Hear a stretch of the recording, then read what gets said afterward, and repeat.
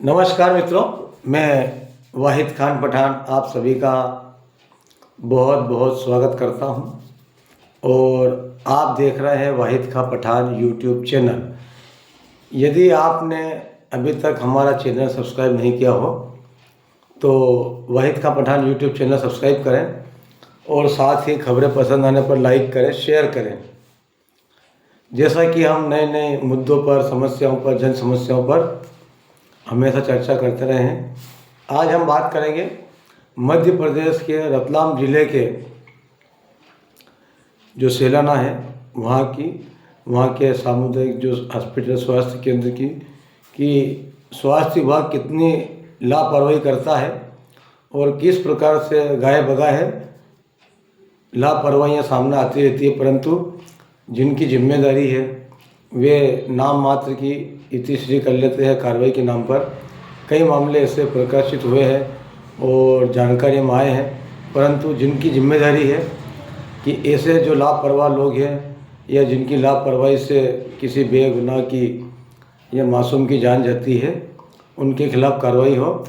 परंतु गिने चुने ऐसे मामले हो सकते हैं जिनमें कार्रवाइयाँ हुई हो, परंतु अधिकांश मामलों में तो कार्रवाइयाँ 0/सन्नाटा देखी जाती है, क्योंकि जो जांच करते हैं वे भी कहीं ना कहीं उसी विभाग से जुड़े होते हैं या सरकारी सिस्टम का एक हिस्सा रहते हैं, तो वे चाहकर भी कोई कार्रवाई नहीं करते हैं।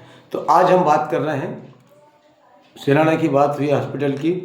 तो जैसा कि विभिन्न माध्यमों से, समाचार पत्रों से या सोशल मीडिया से हमें एक जानकारी सामने आई जिसमें एक महिला को प्रसव पीड़ा हुई।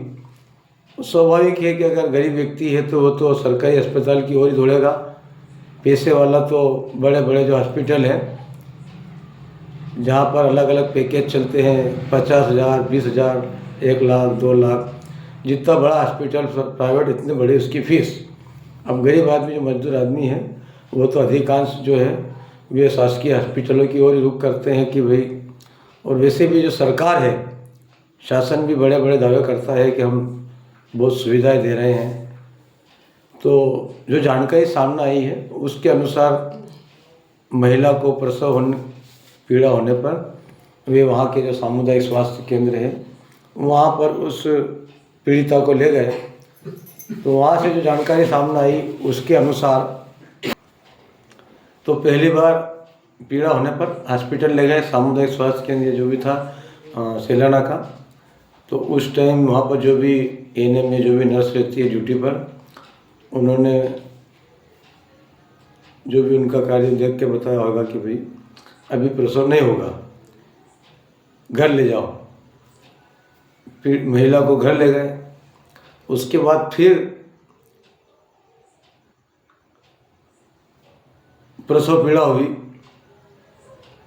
फिर संबंधित जो परिवार था या महिला के परिवार के जो भी थे, फिर हॉस्पिटल ले गए। फिर जो दूसरी जो नर्स, जो भी एएनएम मैडम या जो भी थे, उन्होंने देखा या जो भी जांच की होगी, बताया कि साहब अभी नहीं, अभी प्रसव नहीं होगा। तो उनको, जो महिला थी डिलीवरी वाली, उनको भर्ती करने के बजाय फिर 2 चक्कर दी जाने की। फिर जो परिवार था उस महिला को घर ले गए। तो जो जानकारी आ रही है उसके अनुसार कि फिर घर ले जाने के 1 घंटे बाद ही महिला को प्रसव पीड़ा हुई। और जो गरीब परिवार था वो आनन फानन में जो भी मौके पर मिला, ठेला गाड़ी मिली, हाथ ठेला गाड़ी, उसमें डाल के उस महिला को हॉस्पिटल लाए, पर नवजात की मौत होने की जानकारी सामने आई है। अब इस मामले में जो जानकारी और भी जो सामने आई है कि भाई इस मामले में जो पीड़िता हैं उनके पति या परिजनों द्वारा इस मामले की शिकायत सेलाना में जो एसडीएम साहब उनको करी, जिस पर स्वास्थ्य विभाग द्वारा भी कोई कार्रवाई की है या की जा रही है। अब सबसे अहम सवाल यह है कि महिला चिकित्सक वहाँ पर थी या नहीं थी हॉस्पिटल में, और वहाँ पर चिकित्सक भी थे या नहीं थे, ड्यूटी पर मौजूद थे या नहीं थे, ऐसे कई बिंदु हैं। और यही कारण है कि इस प्रकार से बड़ी दुखद ही घटना सामने आती है। उस महिला पर क्या बीती होगी जिसने बच्चे को 9 माह अपने गर्भ में रखा और अपने खून से सींचा। कितनी पीड़ा हो रही होगी हम शब्दों में बयान नहीं कर सकते हैं। परंतु इससे उन निकम्मे, नकारा और लापरवाह कर्मचारी अधिकारियों को कोई मतलब नहीं है, चाहे आप शिकायत करो, कुछ भी करो। क्योंकि ऐसा नहीं है कि वहाँ की घटना है।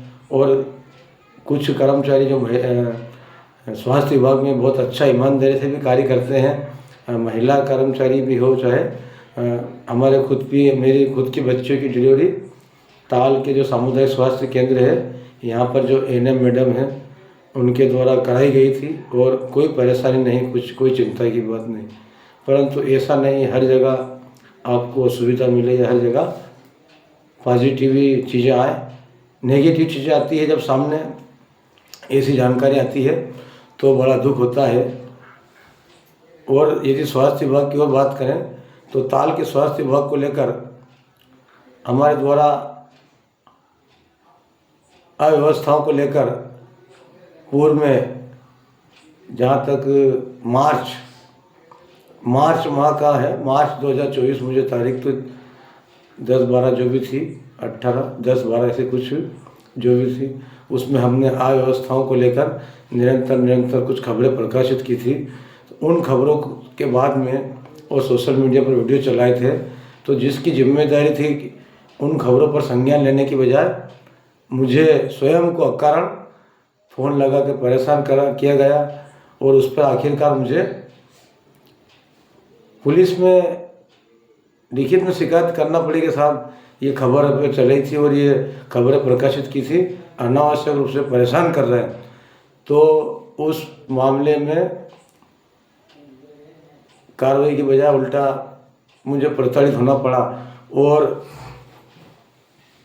उस मामले को लेकर करीबन मैं 2-2.5 माह से आरटीआई लगा रखी, सूचना का अधिकार लगा रखा कि भाई जो मैंने जो आवेदन दिया था उसमें क्या जांच पड़ताल करी। पर आज तक, अभी तक, आज दे कल दे, कोई जानकारी नहीं दी गई। और उल्टा कुल मिला के ये है कि आप यदि किसी मामले को, कोई गलत कार्य हो रहा है, उसे उजागर करोगे तो आप ही को परेशान होना है, न कि किसी अन्य को।